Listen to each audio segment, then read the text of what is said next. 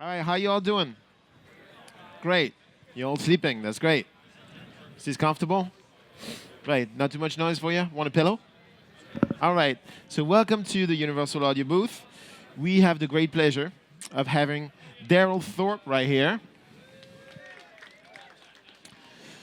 who is going to show us a little bit of his process. Who was here yesterday at 1 p.m. for Darrell Thorp? Oh, really? That's good. Damn.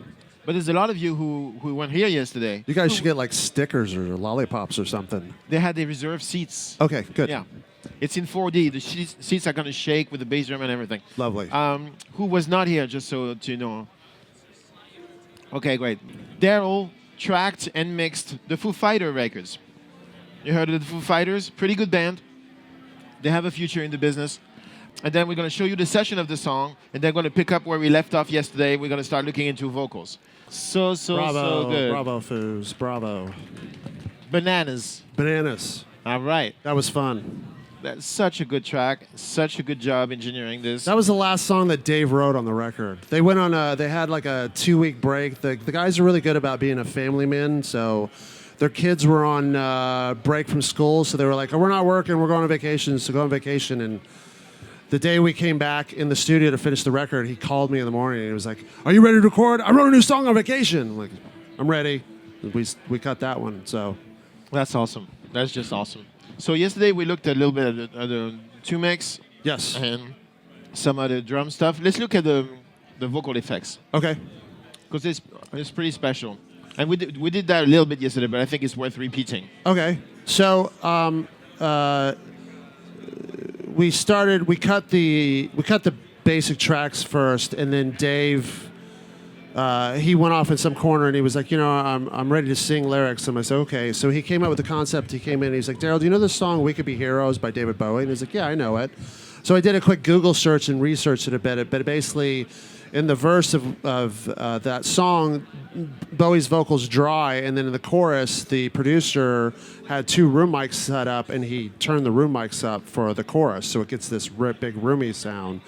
So Dave had the same concept, so I was like, well, let me take his lead vocal and put it in close to him, and then a room mic, and another room mic, like the first room mic was about 10 feet away, and the second room mic was another 10 feet away. And I made Lcr tracks, and I put a gate on it, each track, so he could sort of control how loud he sang would trigger said room mic, and he could hear that in his headphone mix. He was playing with it. An Lcr track is in Pro Tools a track that has 3 channels in it: left, right, center.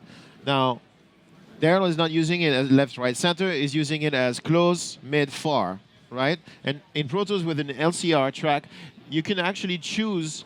You can put a plugin on it like this gate, and you could choose if you're affecting the left, the center, or the right separately. So you see the 3 channels there in the green. So every channel is affected differently by the same plugin because they're multi-mono. Clear? All right. If it's not clear, see me after class. And then I made just so the panning is all just in the center. Yeah. And I just did this for track management, really, because I didn't want to deal with 3 mono tracks in groups and then having to edit takes together. It's just blah, blah, blah, blah, blah. Blah. So that's why I did it. This is smart. Works well. Bravo. Yeah. Okay. How does it sound, though? So let me solo it up for you guys. So here's just the lead. I'm going to turn my groups on, so you can hear the room in there. By the way, this track was recorded at East West Studio 2, which was built by Mr. Bill Putnam. Hear that? It's not a plugin. It's the actual room opening up with the gate. Don't make a sound. So, and then right now we're looking at the far mic. So here's the center room. Don't look now. And there it goes into the pre-chorus, which is singing a little... Same thing, right? Singing a little harder. So that was the vocal effect. Very cool trick. Was it Tony Visconti who did this first? I think so. Yeah, I think it was Tony Visconti. Yes. Yeah. Because there's actually a video of it, him showing how it was done, and I was like, oh, thank you for the... information? The information. Because I literally was Googling, like, how did he do it? How did he pull that off? All right. Yeah. So now, can we look at those unbelievably good sounding guitars? The guitars, okay. So in this the Foos always work. They're we track one thing at a time and then we move on. So in the case of this track, it's usually Dave playing guitar, and sometimes we'd put him through an amp, and then sometimes he'd just say, "Can you DI me so that way the guitar part that he's playing wouldn't bleed into the drum take." Because sometimes he'd be like, "I think I'm going to change the part a little bit, but I want to play the structure with Taylor so we know what the structure is." But he actually he liked the sound of the DI, and we kept it. So his main guitar is DI. A DI of what? It's like through a rat pedal and his Gibson 335 through a rat pedal and then DI. Now I made a mistake. I got a level and I cranked the gain up because normally a DI you got to crank it up to like 60, 70 dB to get any level out of Pro Tools. And then he went out there in the room and then played with the volume, and it started distorting the preamp more. So this is a Neve 1078 preamp breaking up. Ah, that's and the sound. We tried to replace it, and it didn't sound as cool. So Dave was like, "All right, happy accident, no worries," and we kept it. So that's why.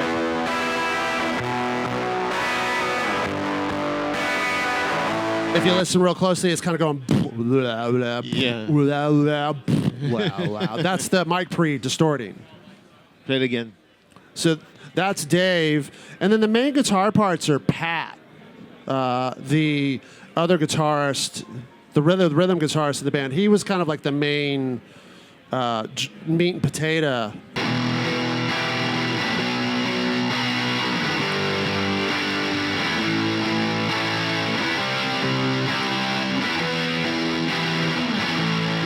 That's not a DI. That is not a DI, no. No. That is No. not a DI. Excuse me. You know what's amazing is you hear the DI sound, you're like, oh, that sounds great. Then you hear the amp sound, you're like, oh, right. That happened. Pat's Yeah. guitar chain is kind of like a unique hybrid. I don't even think I can talk about it. But when you stand out in the room with it and he's playing full volume, you kind of get sick to your stomach a little bit. It's just like, dear God. And that's how they play. That's how he plays it on stage too. So I can't imagine how loud their stage volume is. He needs an aux. Yeah, but they're all deaf and they know it from Right. 30 years of being in a rock band. But what I am doing is I was really I did a lot of two mic technique where there would be like a Loudon Audio Atlantis and a 57 or a Royer and a 421 where I could blend and I would just bust it down to one track. Yeah. And then I did have a Pultec EQ post my blend so I could add a little bit more low end or top end, whatever I needed. And sometimes I felt like I would get my guitar tones were always a little dark when it came to mixing. So in this case, I was putting an API 550, 4 dB at 10K just to get it to be more open and airy in the mix, and I could kind of just show you guys. Yes, that would be great. Real quick. Oops, wrong command. There we go. So here's bypassed.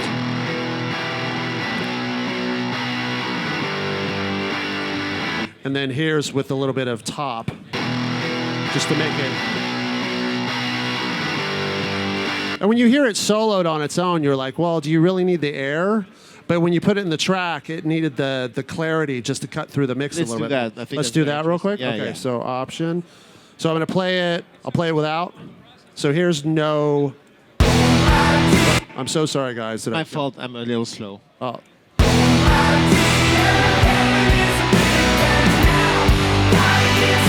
Okay, so the same thing with the air. Now you can articulate Pat's part more. Yeah. Because Pat was the only one on this track where he just happened to be like the meat and potatoes rhythm, and I panned him hard left and right, and then Dave is center, and Chris Shiftlett, the other guitar player, is center as well. So This is double tracked, right? this is double tracked, yes. And then did you move the microphone, or did you change the blend between the two takes? no, I just duplicated the track and said, "Play it again, Pat," and he did it. It's nice when a guitar player can actually double themselves properly. Yeah, Yeah. Makes a big difference. yeah. The only other part that was doubled was Dave's riff guitar. which also I did a little room. I didn't realize this. I did some room miking on it as well. So this is at the. You get it. This is at the end of the second chorus going into the breakdown.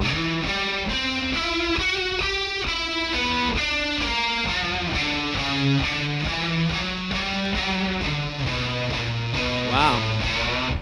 Whole tone. Yeah. A whole tone scale on a heavy rock and roll record. That's awesome. And then I was good about, I didn't have to EQ there. So. Great. Awesome. Let's look at the strings. Okay, strings was a fun, I'm going to get, these are my vocal channels. Strings was fun.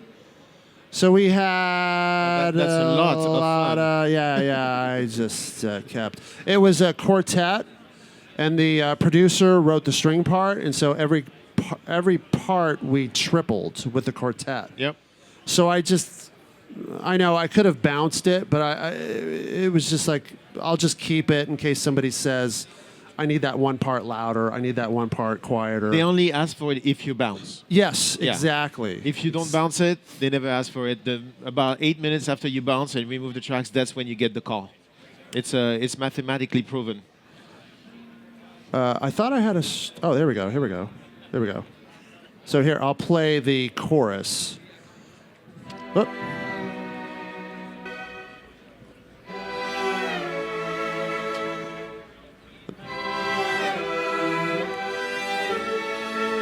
Nice. That's the chorus melody. And that's all parts together. And then all I'm doing on I know I'm a little insane, but I learned a long time ago that you can compress strings and it's quite fun. Yes. A lot of people don't do that. A lot of engineers that I've worked with are like, you can't compress a string quartet, but I seriously. It worked pretty good for the Beatles. I know. Yeah. So, if you want, I can show you my. I think nobody complained about Lcr Rigby or anything like that. So I'm compressing a little bit, and then I do have, just to show you, I have a Digidesign high pass at just 75 hertz, just getting rid of the low-end rumble of the room, just to clean it up. But then, as far as the EQ and compression goes, I'm doing a couple dB on the VSC2, excuse me, and then I'm adding 3 dB of mag EQ at 20. So I'll play it for you again, and I'll bypass that.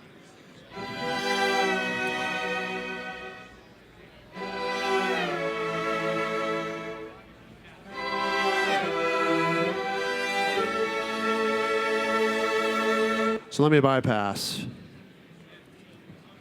A little darker. See? That's awesome. Cool. And then I'll put it back on. Any reverb you put on this? Oh, there is, yes, there's one of my favorites, which is the Lcr 224. Nice. Which I can, so there's no reverb.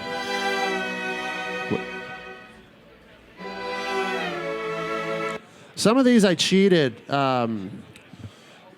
East West, Bill Putnam built amazing sounding chambers in the studio. Does everybody know what a chamber is? A real chamber is? For those of you who don't know, it's just a fixed room with reflective and non-reflective surfaces, and you put a speaker in there and 2 microphones, and you send the source to it and record it back. But normally, like the Capitol chambers are ridiculous. The chambers at United, which was Ocean Way, are ridiculous, and the chambers at East West are amazing as well. And I usually, when I'm there, I send my microphone source off the console when I'm tracking and record it. So I always have it with me. I cheat. It's forward thinking. Forward thinking, Yeah. exactly. Which is kind of the same as cheating. Yeah, exactly. So that's great. Now let's look at the vocals. Okay. No, we did that. Sorry. Let's look at the bass. We didn't. The bass? The bass, yeah. Bass is pretty. How did you track this? So the bass was I do have a DI, which is muted. I only record a DI for safety. I'm not the biggest fan of the tonality of a DI. I don't think it sounds realistic enough. I want to hear the electronics of an amplifier growling and the speaker growling or farting or distorting. Yep. Especially in a rock band like this. It's just my personal taste. So I only captured the DI just for a little for safety. But in this case, the amp was a SVT 8x10. 4x10, excuse me, and then I think I had an 87 on it, and then it was going through a Neve 1073 and a Blackface Yuri 1176. And when I record bass, the needle goes there, the player starts, and it goes there. And then when it stops, it goes to 0, and then when it goes on, it goes to... So it's kind of like a signal present LED. Yeah, Sound, no sound. I crush it. Okay. So in this case, I've already... You have both right now. Oh, I do have both. My bad. Oh, wow. A little bit of the DI. I'm Tiny. sorry. So this is Crush the Smithereens by 1176 on the way in. Yes. And then... The only thing I'm doing EQ-wise is taking out a little bit of 250 hertz because the part gets a little... And it was just muddying at the track a little bit, so I just needed a little bit of clarity. And you can... If that frequency sometimes can build up to where it makes things sound muddy. So I remove the mud, and all of a sudden the track, the instrument opens up in the track. Yeah, between 200 and 250 is such unnecessary... You know, in those buildings when they skip the 13th floor? Yes. Yeah, because the 13th floor is bad. Bad. I wish we could skip 180 to 260 by default. It's kind of like a remove. They should make a plugin for that. It's just like make it sound good, and it removes everything surgically between 180 and... Where's Will? Maybe we can put Will. up... I'm gonna talk to Will about this. Can we put that on the chart? 200 hertz is the devil. We'll just call it the 200 hertz plugin. Yeah, I hate that stuff. Okay, so I see what you're doing there. Yes. That's a beautiful sound. Play it a little longer, especially when there's some dynamic stuff going on. Oh, in the chorus? Like this, yeah. Oh, the chorus or the yeah, pre-chorus? in the chorus right here. See, the DI gives you the original dynamic range. So and then the recording shows you. So what's your ratio on this? 4? 4 to 1. And fast attack, slow release. Fast attack, slow release. Did you hear that? See how it stays centered? If you look at the needle, you get a heart attack. Just don't look at it. No, and I've had producers hire me for projects, and they look over at the bass DI or bass 1176, and they're like, that shouldn't sound good. It sounds good in the track, so I'm just gonna forget about it.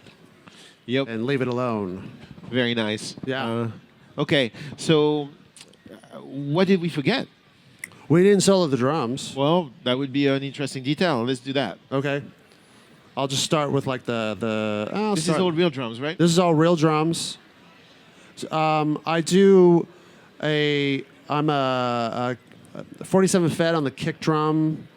I don't do, that's inside. I'm not a huge fan of an outside kick mic. Mm-hmm. It works in certain applications, but normally I don't even bother. There is a sub, like an NS10, that trick on the outside, just to get some sub information. A 57 on the top and bottom snare, and then the toms were, funny enough, a Loudon Audio 220. LA 220. Really? The Series Black 220, yeah. Right. And then mono overhead, which I did Cole. And then the cymbal, I kind of call them more of a cymbal mics. I believe they were 451s on the cymbals. That's a lot of microphones. You use all of them in the mix? They're kind of like, if I just go to the mix window, they're in there. Yeah. Can we hear just the drums in solo? Sure.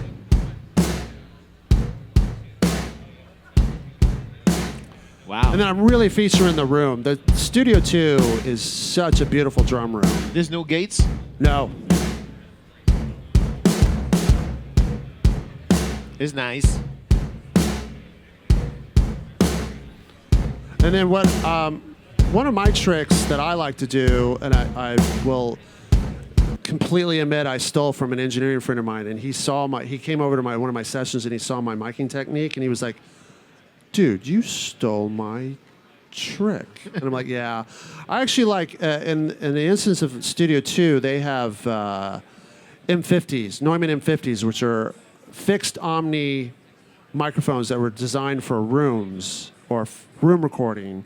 And I'm a huge fan of taking, even though you're supposed to stick them way up in the air normally for get a room sound, I take mine and I put them right on the floor, an inch away from the floor, 10 feet away from the pointing at the kick drum, so I can get as much low-end impact, and that's how I'm trying to get that. So there's basically no processing except for this sub. You have a UAD Fatso on there. No, that's my drum sub. Okay. That's my parallel compression. Oh, parallel compression. So yeah, I'm a huge fan of parallel compression, especially on drums in a mix. Will you take all the drums or you take a set of instruments and you parallel compress them, send them to a compressor, and that compressor you could be able to blend in, so you get more sustain and attack. So here's the same source from the verse with no parallel compression. Still sounds good, just a little kind of like flat and non-exciting, right? Dance. But when I put the Fatso in, Yep. snare comes to life. Snare sounds more exciting now. This is great. And so that's the processing you have on there. That's the only processing you have. Yeah, on that's there. the only I was so fortunate on this project to have tons of gear at my fingertips, and then we would spend probably 2 or 3 hours getting drum tones for the song. Like, have Taylor and Dave go out and play, and they were super cool. They didn't have an ad. They were never like, come on, man, can I just play this? They were always like, I'd be like, Taylor, can you take 5? We got to change it up then. Or we would make an adjustment on the snare, like tuning wise, or move a microphone, or change out an EQ or whatever. They were always so cool. So we were just able to sit there and get the drums really, really dialed. And Great. so the result is... Yeah, it's fantastic. I have kind of, if you want to see the thing in action with actual settings, I'm doing the same thing at 2 p.m. Oh, shit. At 2 p.m., where I'm actually tracking a whole drum set, all using Unison plugins, all in real time, and you can see it. I have all the settings, and you see that there's no compression. It's all like the processing is done on the way in. Come back at 3, 2, if you want to 2. I said 2, if you want to see that. And I just realized that we're running over, brother. By 1 minute. By 1 minute, but we're precise people, you and I. Yes, we are. And also, there's a lot of people watching on the other side of that camera right there. Oh, sweet. And Leggy is probably waiting for a spot. So at this point, I would like you all to give a big round of applause to Darrell Thorp. Thanks, guys. Thanks for having me. Thanks for listening. For coming and show us his UAD mojo on this Foo Fighter tracks. Thanks so much for watching. Leggy is going to come do a demo of the new UAD Arrow interface, and I will be back at 2 with a full Apollo demo with live musicians and pageantry. See you then.